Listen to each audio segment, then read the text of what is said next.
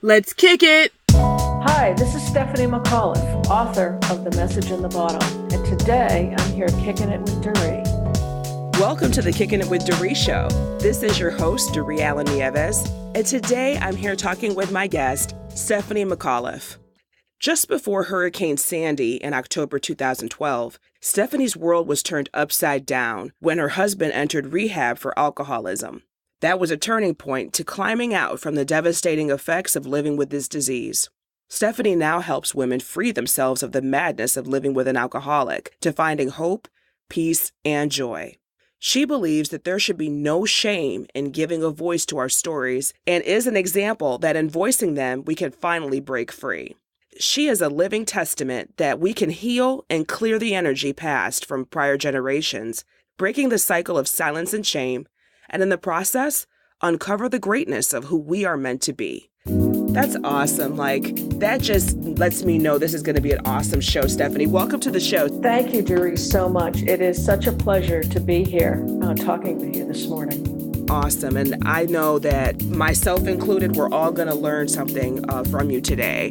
First of all, you are, and I didn't just mention this, but you are the author of a book called The Message in a Bottle, Finding Hope and Peace Amidst the Chaos of Living with an Alcoholic. And that says it all. And I think it's awesome the way that you are kind of spinning that, phrase, that term of message in a bottle. And so I'd like you to talk a little bit about, your story, why you wrote the book and, that whole thing coming to be, because you were talking about the fact that not only was this hurricane devastating people because you all were living on the Jersey Shore when this happened, but you had your own internal storm going on at home. Yes, absolutely. I call it my storm within a storm. And when my now ex-husband went into rehab, it was really, I had been brought to my knees at that point. I had for years tried to help him and really almost built a bubble around him. And you can't do that. We're all on our own journey. And even when he came out of rehab, we played this dance around each other for about a year and a half before I just saw that he wasn't willing to do things for himself. And so at the time, I was also working a very high pressure job on Wall Street.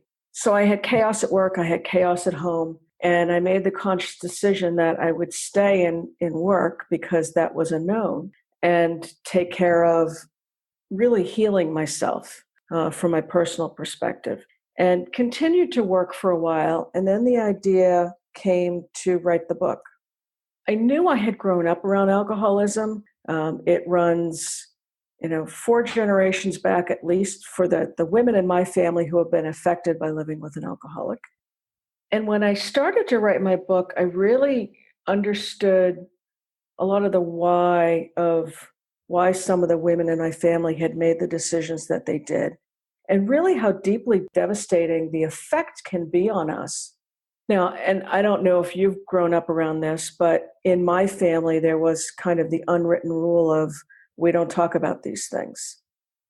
And I've found that there are a lot of families who are this way as well. And when we can't talk about what's going on, we internalize all of this pain and the angst, and it affected my health and it affected other family members' health as well. And so now my mission is, I feel like I kind of really opened the kimono in my book, and I share a lot of very personal things.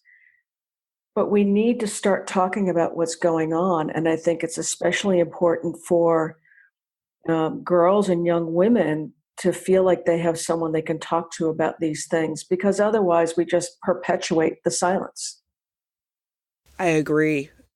There are a lot of families, as you say, that, when something is going on in the home, when there's dysfunction, when there's abuse, when there's fighting, when there's disease, as alcoholism is, that you don't talk about your feelings. You stuff them. You pretend it's not happening. And everyone kind of follows suit. The kids are learning from the adults, like, okay, we don't speak up. We don't say anything about this. We just have to stuff it and deal with it. That has so many psychosomatic effects, stuffing your feelings and stuffing that pain. So even though I didn't have to deal with alcoholism in my home, I do understand dysfunction in the home growing up. And I completely agree with what you're saying. You don't have to be a psychologist or a scientist to understand that these things devastate families from the inside out. I commend you again today for sharing this really personal story and for helping people that are dealing with things like this to be able to encourage them to use their voice and be able to try to get help, because there is help out there. Oh, there is, absolutely. And I want to be an example of, we can put a voice to our stories, because we're either going to live with the internalized shame and the isolation that comes with it, or we're going to say, I want to rise above it. And even if, the craziness is still happening, I can deal with it a different way and not get pulled in, by the fish hook that gets thrown out all the time, which often happens. I actually call alcoholism a very narcissistic disease. You're constantly being pulled into the chaos of it. And I found personally that the more I got pulled in, the less of me that there was, because I just became consumed with, is he drinking? When is he going to drink? How can I get him to stop drinking? Never really quite knowing what was going to happen. And sometimes you don't realize the extent of the chaos until you're fully out of it. But I just knew towards the end of my marriage he was drinking and driving and not going to meetings and drinking every day. And I just got to the point where I said, I need to save myself. And it's kind of like when you're in the airplane and they say, if the oxygen masks fall, put it on yourself first, because if you don't, you're not going to be able to help yourself or anybody else. It's so true. And I commend you for that as well, being able to come to that point where you say, you know what, I can't change him. I've been living with this. I've been consumed with this, and I've lost myself. And that's a point that you make that was really important. I don't want you all to lose that, is that when you're dealing with this kind of dysfunction, you're focusing on that person and you can easily lose yourself. And what was it, would you say, Stephanie, that really kind of turned the tide and made you say, I have to find myself again because, I'm dying? I think there was one day I actually came home from work early for a doctor's appointment. And I walked into the house and it was about 1:30, 2 o'clock in the afternoon, and he was passed out on the couch. Now, he was working a chef's job, or he may have been unemployed at that point. But I said, here it is. I'm coming home early. If he's already passed out by 2 o'clock, what time did he start drinking? And I just, I loved this person. I loved him up until after we were divorced. But I had to separate the person from the disease. And I just said I wasn't willing to live with the disease anymore. It was situations like that. And I remember I worked in Manhattan, and I used to take a boat into commute, which was a very nice commute. And there was one day I was just sitting on the boat, and it was like a voice came to me and just said, I can't do this anymore, And it really was. I was working probably a 60, 70-hour week and commuting on top of it, and I was paying all the bills. And I didn't see the effort from him. If he had been doing something to help himself, it could have been a different story. But like I said, when I just walked in that afternoon to pick up something because I was going to a doctor's appointment and he was passed out on the couch, he never even knew I came into the house. I think that was really the turning point. Yeah. And for all of us, that's a different place. But for you to be able to do that, I know that took an incredible amount of encourage and probably a healthy dose of I've had enough. One of the things we need to talk about in dealing with this codependency and this silent participation and dysfunction is understanding the why behind some of the things that we do, why we're able to try to help keep up the charade, why, I know you said I loved him until, after we were divorced, but I had to separate the person from the disease. And that's a big point. Do you think that loving him was one of the reasons why you dealt with this for so long? What are some of those reasons behind what we do, why we do what we do? Oh, yeah. Well, the fact that I grew up around alcoholics and dysfunction, I became a fixer. And I wanted to make sure everything around me was good and the people around me were happy. And this was the man. So this is my second husband. So I've married two alcoholics. And so it took me a couple times to figure it out. But this was the man that I felt like I was supposed to grow old with. And it's in my DNA to just, it's that old codependency thing. You want to make sure somebody's happy. And when they're happy, you're happy. And codependency is a huge trait that many of us who grew up in dysfunction have. And it's really, instead of looking for the happiness outside of ourselves, we need to look for it inside. But I wasn't at that point yet. I feel like I did everything I could in my power to make it work. And I'm happy I did. I'm happy I got to the place that I did. But had I been healthier, it wouldn't have gone on so long. But I did. I even tried to make our relationship work after we divorced. And then finally, the thought came to me of, it's not if, but when. And that really goes to his drinking. I couldn't trust that he wouldn't drink again. It's interesting because my intuition was spot on. He was sober for 2 years and then started drinking again a year ago. Wow. Mm-hmm. And I didn't know that you had dealt with this with two husbands. I mean, that's really a big deal. But I probably, like you said, it probably goes back to living with that from being a child. And a lot of times, right or wrong, good or bad, we are attracted to that which we are familiar with. And so a lot of times people, experts will say, you probably will end up marrying someone that's just like your dad. Or, if you're a boy, you'll grow up and you'll marry someone that's just like your mom. And it's a really interesting dynamic there that, it kind of perpetuated itself over and over. But you have now broken that generational curse. And so you sharing with us today is really hopefully helping to drop the scales from some people's eyes about them continuing to go on and on and on and hoping that things will be different. It's going to get better. It's going to get better. And maybe it will, but not if both people make that effort to change. Oh, yeah. And it's, even if the other person doesn't change, we can change our thoughts and we can change how we react. I'm coaching a woman now who's been in a 30 plus year marriage, and there's some substance abuse. But what she's done is she doesn't take the bait, and she's changed her reaction, and she's in a much better place. And so it doesn't always mean leaving the relationship. Sometimes we stay for various reasons. And I would never recommend somebody stay or go. It's an incredibly personal decision. But going back to, growing up with this, absolutely. I think there's the law of attraction.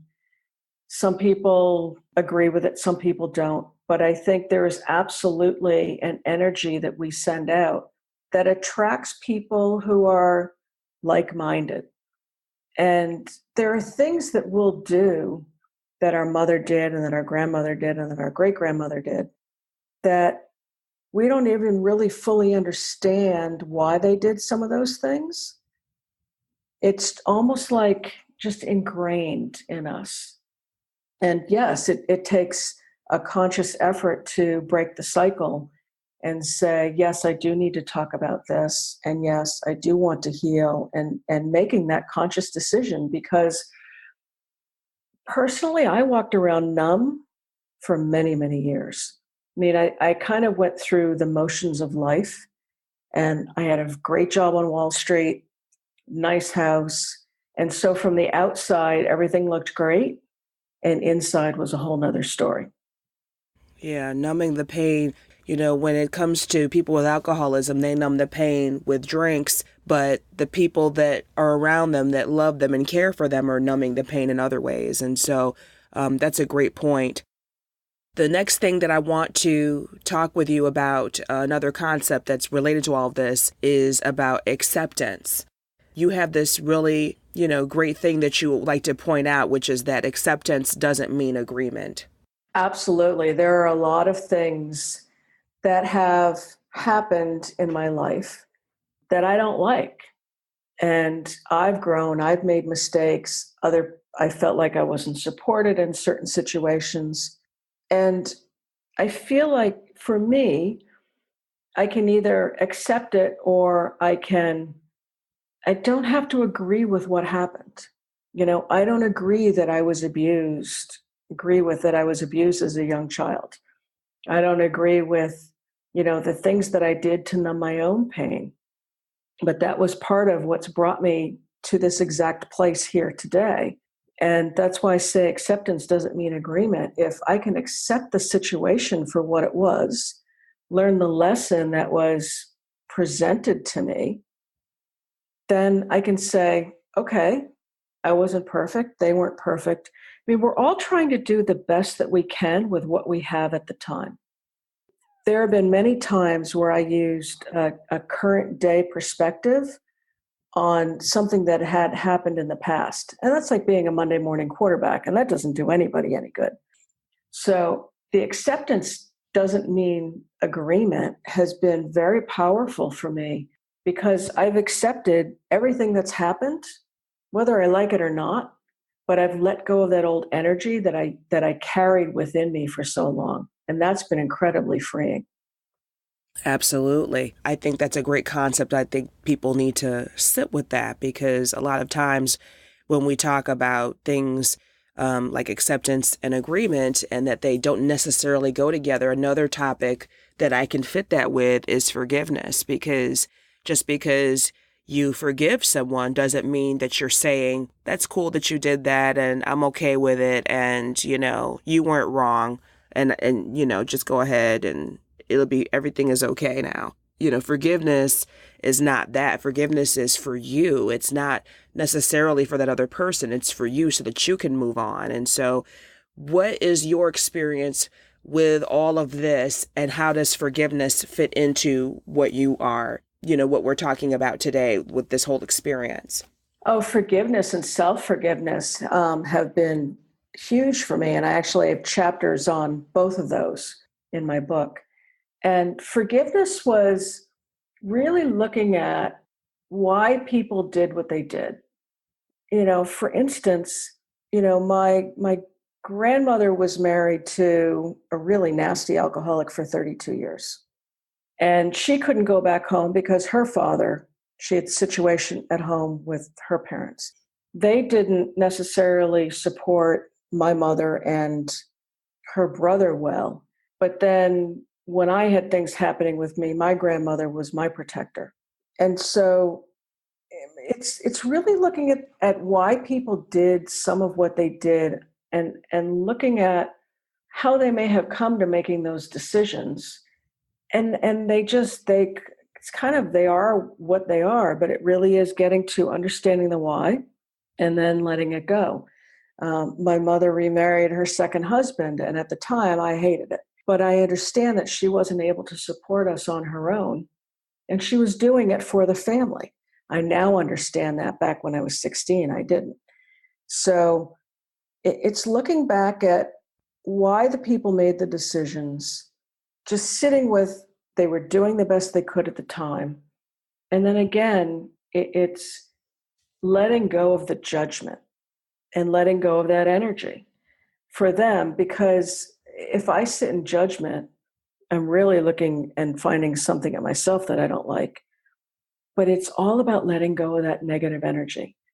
And then the self-forgiveness was really going through the same process for myself. And I didn't make some of the best decisions, but again, I did the best I could with what I had at the time. And I'm in a very different place today. So if I keep talking about those old stories, then it keeps me back with that old energy. And I personally, I don't want that anymore. Mm-hmm. When you wrote your book, Message in a Bottle, was that also a cathartic way of you letting go? It was for some of it. I had processed, a lot of this over the years. I went through therapy. I've more recently, since my divorce, worked with some coaches, and I've done a lot of work and a lot of shedding. But there were certain moments that really surprised me and really had me in tears. One of which was I realized when I was writing the book that I really did want children, and I did not have them. Both of my husbands had boys and girls, so I helped raise their children. But I had always said, I'm never having children, I'm never getting married. And I think part of it was because I didn't trust myself. The other thing that I realized too, which as was at the very end of the book, what an influence my grandmother had had on me with numbing herself. So she moved in with us and lived with us for 3 years when I was in 7th through 9th grade. And it was when I was come to the realization of some things that had happened to me, and I watched her drink every day and numb her pain. And so she was the one that I learned that from, whereas I had always been pointing the finger at my mother. It was pointed in the wrong direction. And so that was a huge aha for me. Sounds like when you were able to uncover the whys of what went on in your family, both, as a child and as an adult, that you were able to be more empathic. And I think that that's what you're getting at when you talk about not judging, is that we need to have some empathy when you're processing, what's happened and your own pain and coming to grips with, where things are and being not sympathetic, but empathetic about why people chose this path. I mean, these people have this illness of alcoholism, and some people have other kinds of illnesses. There's all these different ways that, people might act out, whether it's a generational thing or it's whatever. And so, again, I thank you for sharing this, because as you talk about it, you're killing any shame or secrecy and shedding light on it and making it real and saying it's okay to talk about these things and to acknowledge, that it's happening and, freeing yourself so that you don't get sick, like internally sick, mentally sick, dealing with all this for years and years. It really takes a toll on you. It really does. I think back to when I was in, I guess, middle school, I used to have constant sore throats. And it's because I didn't feel like I could talk about what was going on, and I didn't feel like I had a voice. I had stomach issues for years. And it's interesting, when I would be driving home from work, not knowing what I was coming home to, I would get a knot in the pit of my stomach. And so I think we really need to look at, if you're having constant headaches or constant sore throats or stomach issues, what's going on in your life that energetically you're not really talking about. And so you're internalizing it and it's making you sick. It's amazing. I've never been healthier, but I think back to those illnesses, through childhood and some of my adulthood. And it was because I wasn't talking about these things.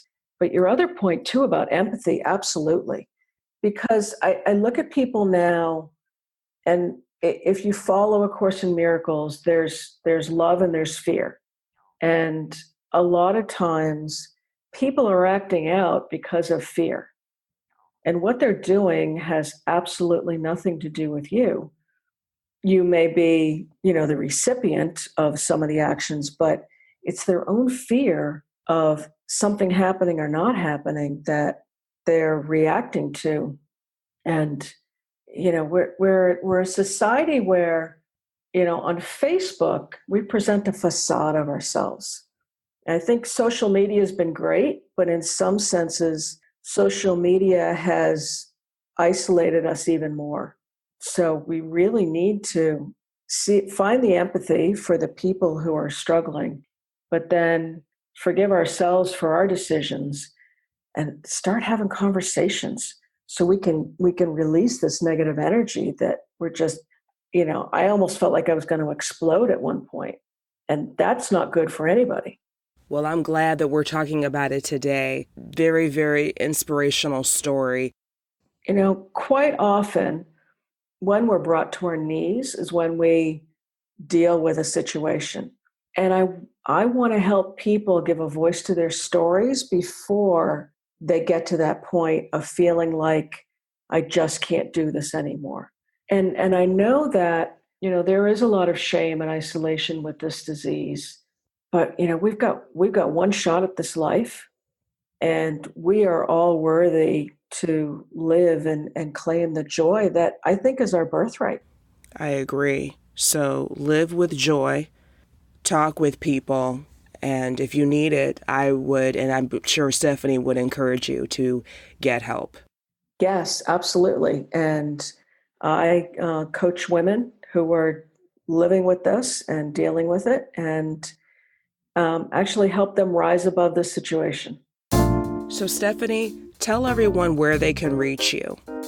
So I have two ways. They can go to my website, which is www.themessageinthebotttlebook.com, and get a free copy of my book. And then could also do a free discovery session. Or people can email me directly at stephaniebmcauliffe@gmail.com. And just so you know, Stephanie B. McAuliffe, it's spelled STEPHANIE, B as in boy, McAuliffe.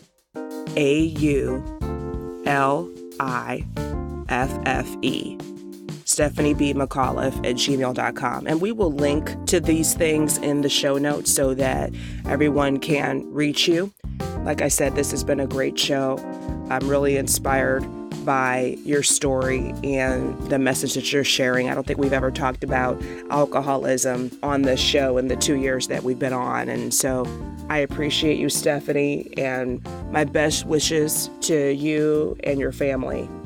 Thank you very much. And it's been a pleasure. And I'm grateful to be able to not only share my story, but hopefully inspire somebody else to take a step for themselves. If you like this show, I'd love to have your support. Visit patreon.com/kicking it with Doree, without the G, to learn more.